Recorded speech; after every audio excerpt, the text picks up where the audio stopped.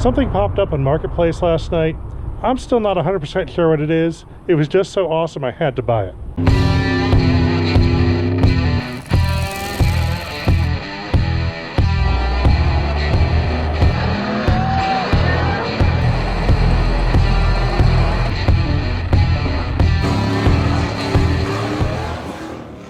This right here is what I bought.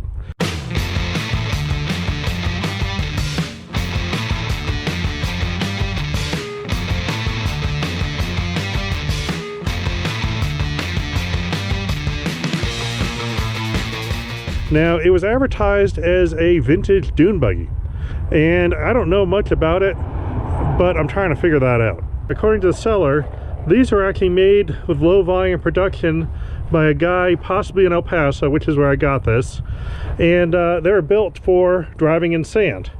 Now, what attracted me first is that body. It just is sort of cool looking. Originally, I assumed it was actually fiberglass. That's solid steel. Now, the real interesting part I found out afterwards is it is a car body, but flipped upside down. That actually is a rear fender, and that is the fender well, and the tire would have gone right there. But they took the body, the rear fender, with the taillight and everything, flipped it over, and there you can see where the tire would be, and it all makes sense now.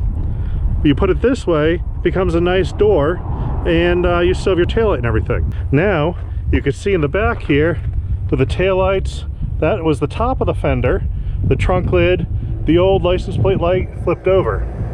Now, once you know this is car parts upside down, it becomes obvious. That clearly is the rear end of a car. I don't actually know what kind of car this was. Hopefully someone can recognize those taillights, because I couldn't find them online. You can see inside, here's the fenders. That is the old fuel filler door. You can see where it was welded together with some pipe. Whoever built this did a pretty good job on it. All the edges have a bit of tubing on them to make everything nice and round and smooth. We got a removable roll bar, and this looks like it was made out of stainless steel, because that certainly hasn't been painted or anything. Also, this windshield frame looks like it was made out of stainless steel too. Then if you look at the welds, I'm not sure if someone made that or if it was a factory piece repurposed. The mirror definitely looks like it's some kind of factory piece. I don't know if anyone recognizes this pedal pad pattern. I'm guessing that's a factory unit, so if anyone knows what that is, let me know and I can see what these pedals came out of. Digging through the interior here, I found a belt, and it has a part number on it. It corresponds to a lot of motors, but basically 60s Ford or 70s Chrysler and Chevys. I also found a throwout bearing, couldn't find any numbers on it.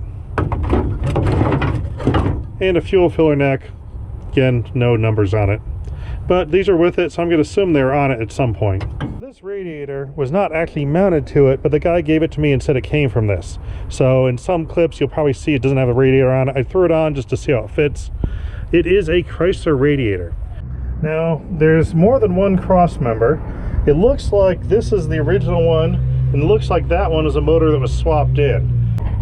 It's got an old style tack on it with a tachometer transmitter, which it is apparently set up for a 8-cylinder 12-volt system. The body here actually has 3 ribs in it, and is cut as though this thing actually used to have a hood, which is a possibility. Not sure what was there. Now, it also has an all aluminum flywheel. It's a nice thick sheet of aluminum with some Wagner Lockheed cylinders here, which looks like nice universal stuff. And the headlights are really interesting. They're Unity lights, kind of an interesting design. And then the frame is curved around the front here, and we've got the shocks going down to the solid axle with a transverse leaf spring.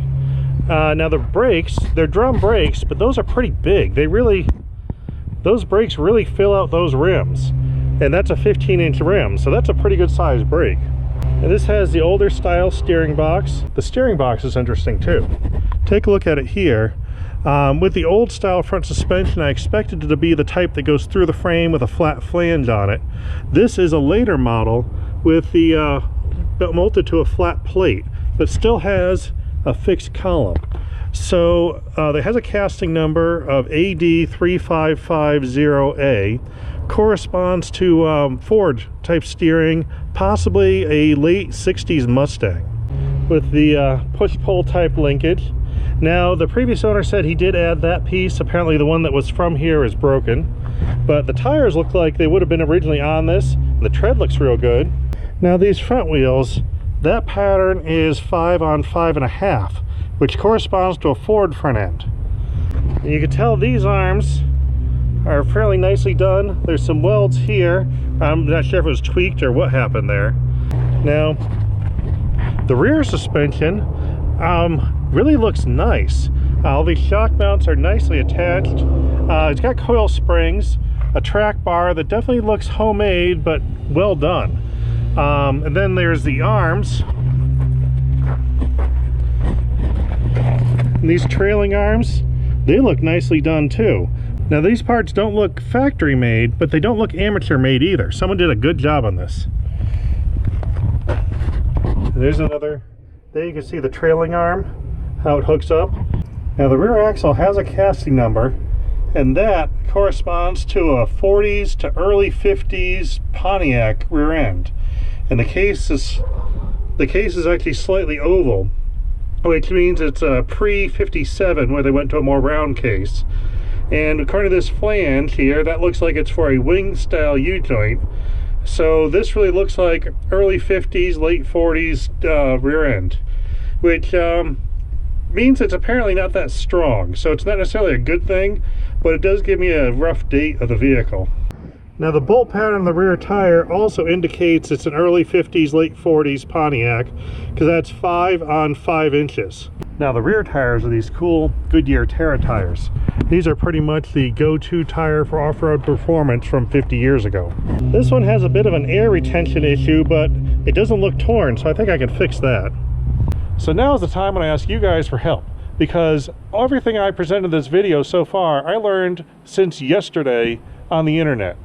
And I didn't know anything about this when I bought it. It just was cool, and I had to have it, and the price was right. But if you know anything more about it, or have any details or any information you can give me, or if stuff I've said is completely wrong, let me know. And I'd like to actually know what this is so I can get it fixed up and running. Because I've got a couple of Chrysler V8 options, and I'm going to put a V8 in that thing and throw some sand around with it. But if you can give me any help, I'd appreciate it. Comment, tell me whether you think it's cool or not. And well, anyway, we'll keep having some fun here. See you next time.